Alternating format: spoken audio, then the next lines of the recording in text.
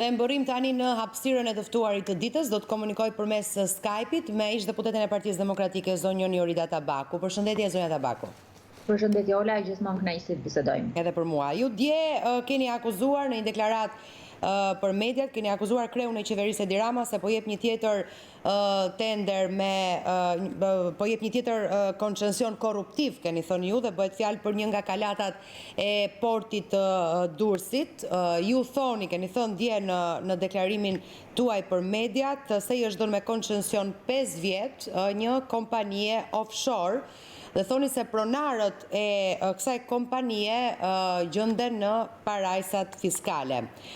Këtë që ju e konsideroni një aferë korruptive, zonja Tabaku, nëse nuk gabohem, e patët denoncuar edhe 2 muaj më parë, e parë edhe dyta, përse e konsideroni një aferë korruptive? Dhe ne kishim denoncuar këtë aferë korruptive 2 muaj më parë, në tetor, në momentin kur u shpall tenderi. Historia e njërës prej kalatave të portit të Durrësit është e tillë. Ajo menaxhohej nga një kompani, ishte dhënë me koncesion nga një kompani e cila nën presion qeveritar u detyruai që të largohej. Qeveria mendonte që nuk kishin kryer investime, dakord është në drejtën e qeverisë. Por çfarë ndodhi?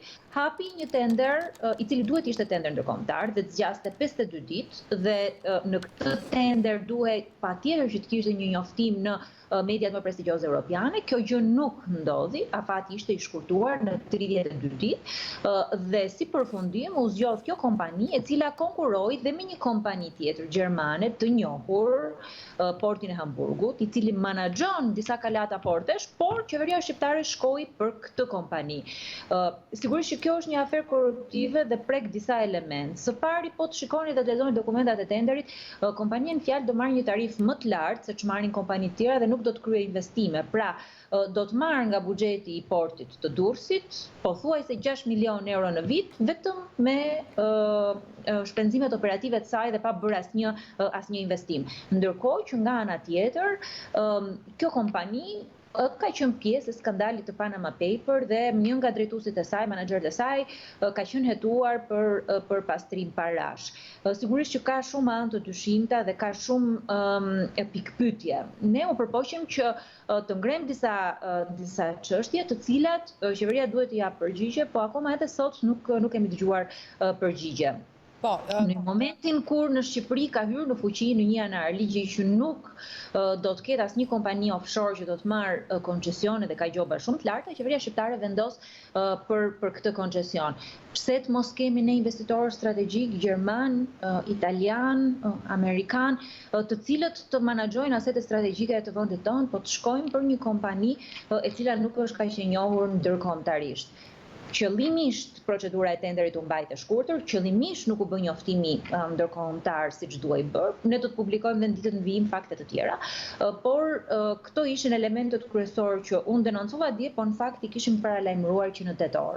Po, ju thatë në fakt dje se administratori, përsëritet edhe tani në fakt, se administratori kësaj kompanie është hetuar në Maltë për pastrim parash dhe për mekanizma të ngjashëm. Keni fakte për këtë? Ju thatë se do të publikoni të tjera fakte, lidhen me administratorin, apo? Faktet janë publike, kushdo mund të bëjë një Google search të thjesht dhe të shikoj. Linku që ne dje i nisëm mediave tregon dhe vërteton katërsipërisht që kompania është regjistruar në një vend i cili konsiderohet si parajs fiskale, është një kompani offshore, ku pronarët e vërtet të saj nuk janë të identifikuar. Dhe kjo e bën akoma edhe më të vështirë për të kuptuar se kush janë investitorët e vërtet të kësaj kompanie. Ndërkohë që për sa i përket fakteve të tjera shtesë, neve thamë që do t'i publikojmë dhe nesër do të publikojmë që lidhen me procedurën e konkurimit. Kjo kompani në fakt kjo kompani ishte skualifikuar nga gara dhe është ripranuar përsëri në garë me një vendim abuziv të drejtorit të portit. Kuptoj. Kemi një shkëputje me zonjën Tabaku? Jemi rikthyer? Ja, presim vetëm pak çaste sa të rilidhemi edhe një herë me ish-deputeten e Partisë Demokratike zonjën Jorida Tabaku.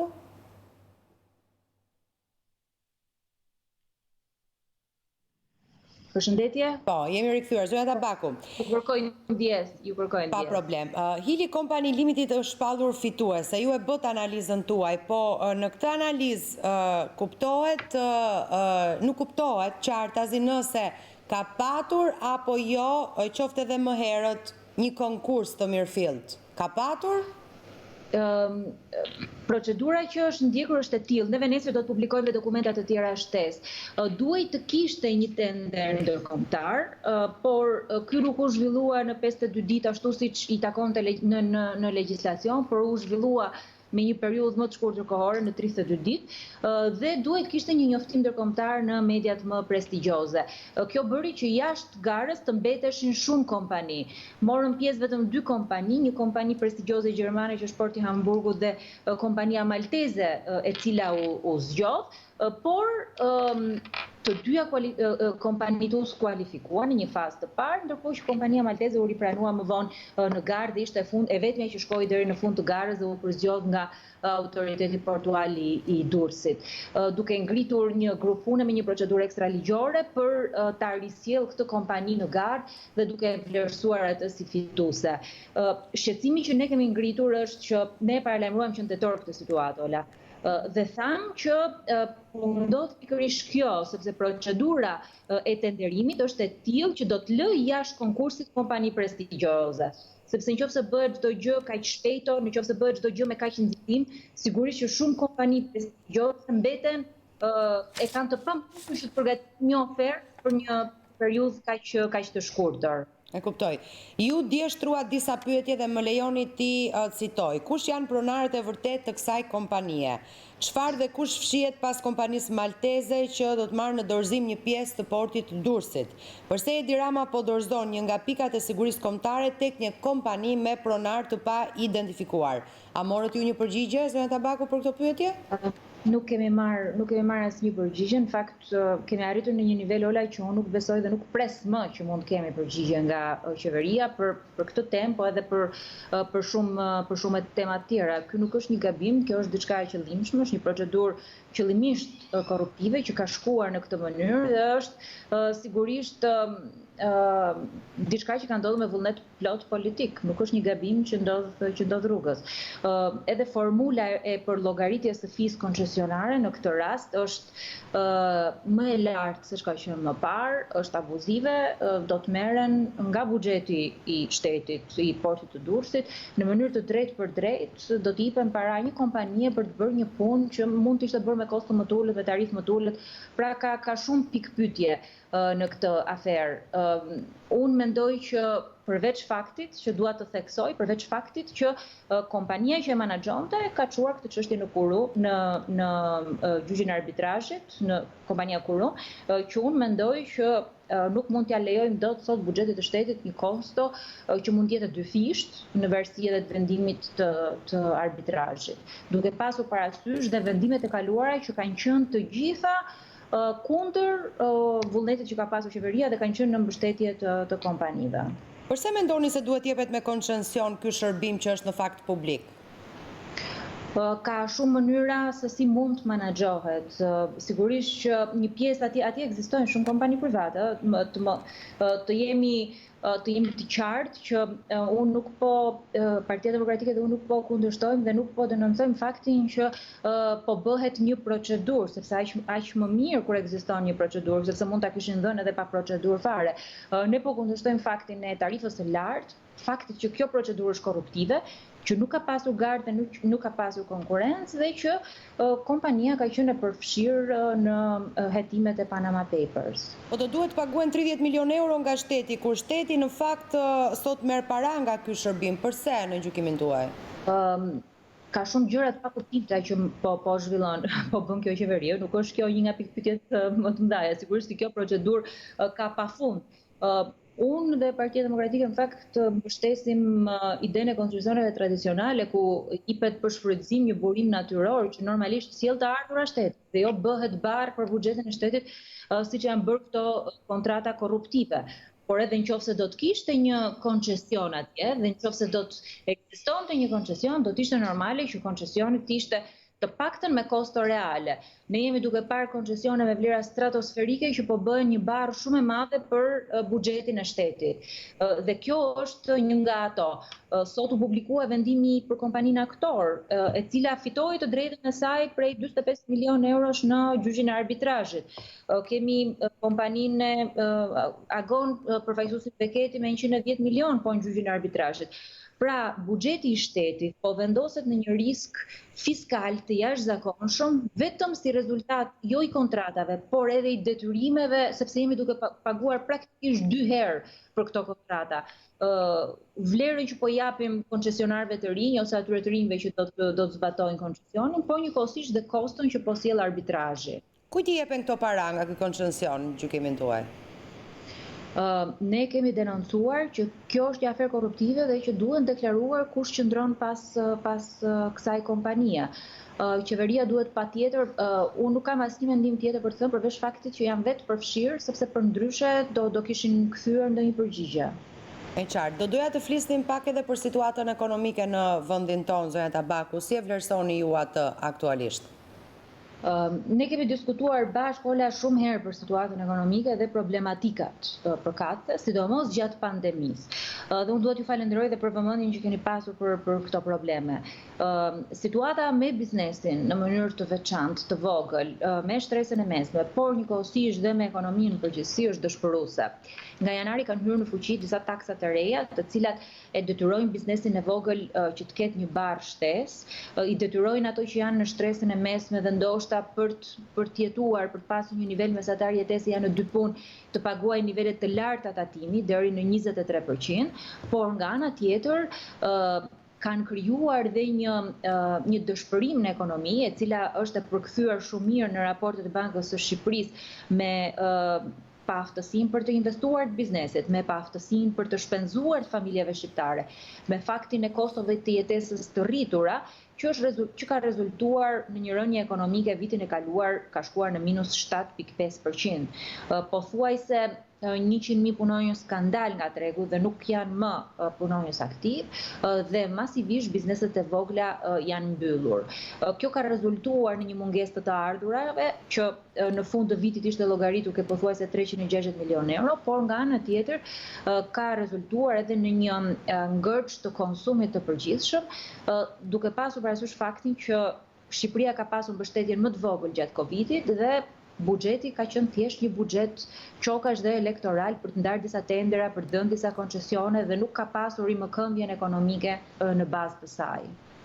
Jemi 4 muaj gati përpara zgjedhjeve, zonja Tabaku, e keni përfunduar hartimin në tërësi të programit politik? Programi i Partisë Demokratike ka muaj që është gati, një pjesë është diskutuar edhe publikisht, një pjesë është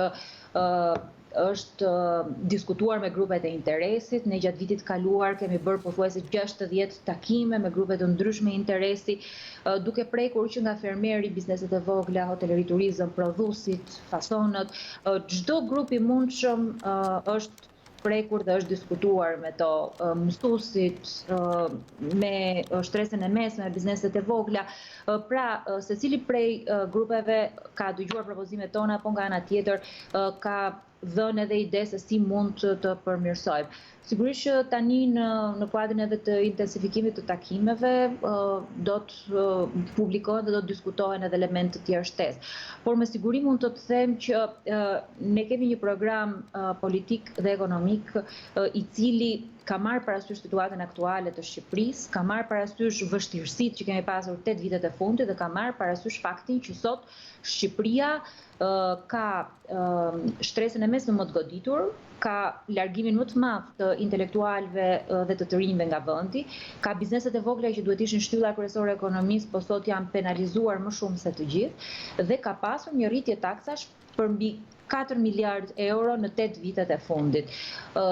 Qytetarët, bizneset, fermerët nuk duhet të konsiderohen vetëm si subjekte që të merren taksa e taksohen gjithmonë më shumë, por duhet konsiderohen si bashkëpunëtorë në këtë sistem dhe duhet japim një herë mirë fund këtij tranzicioni 30 vjeçar ku abuzohet pafund me tatim pagueshin e ndershëm. Nga takimet që ne kemi pasur mund të them me siguri të plot që sot në qoftë se ka pasur një vendim që ka prekur më shumë qytetarët dhe që ka pasur ndikim më të madh në të ardhurat familjare, është vendimi për taksën progresive dhe janë vendimet për ekonominë. Mungesa e vizionit, pa aftësia, korrupsioni që ka shoqëruar çdo vendim që ka lidhje me ekonominë, ka qenë fatal për familjet shqiptare dhe për bizneset e vogla shqiptare. Pastaj mos flasim për rritjen e çmimit të energjisë, rritjen e çmimit të karburantit, që në një vend normal do të diskutohej që dakord janë rritur, por a janë përkthyer këto në më shumë shërbime, dhe e kundërta ka ndodhur. Kështu që unë të siguroj që për gjitha shqetësimet që kemi dëgjuar, ne kemi pasur një përgjigje në program dhe që në ditët në vijim do të vazhdojë dhe do të intensifikohet diskutimi edhe më shumë në terren. Kur do të prezantohet i gjithi ky program nga fillimi në fund? Kur do të prezantohet për publikun, Xhenet Tabaku? Besoj që Partia Demokratike do ta bëjë së shpejti publike edhe agjendën e diskutimit, së pari në për rrethe në qytete dhe më pas edhe me takime më të mëdha këtu në Tiranë. E rëndësishme është që kemi një program elektoral, kemi edhe një program qeverisës për 100 ditët e para dhe e rëndësishme është që kudo që shkojmë, ajo që kërkojnë qytetarët është ndryshimi dhe me këtë program bëhet e mundur pikërisht ndryshimi. Në qartë. Unë ju falenderoj Xhenet Tabaku për këtë komunikim që patëm së bashku. Faleminderit Ola, si gjithmonë kënaqësi. Kënaqësia ime. Faleminderit. Shkojmë në publicitet, kthehemi sërish pas pak.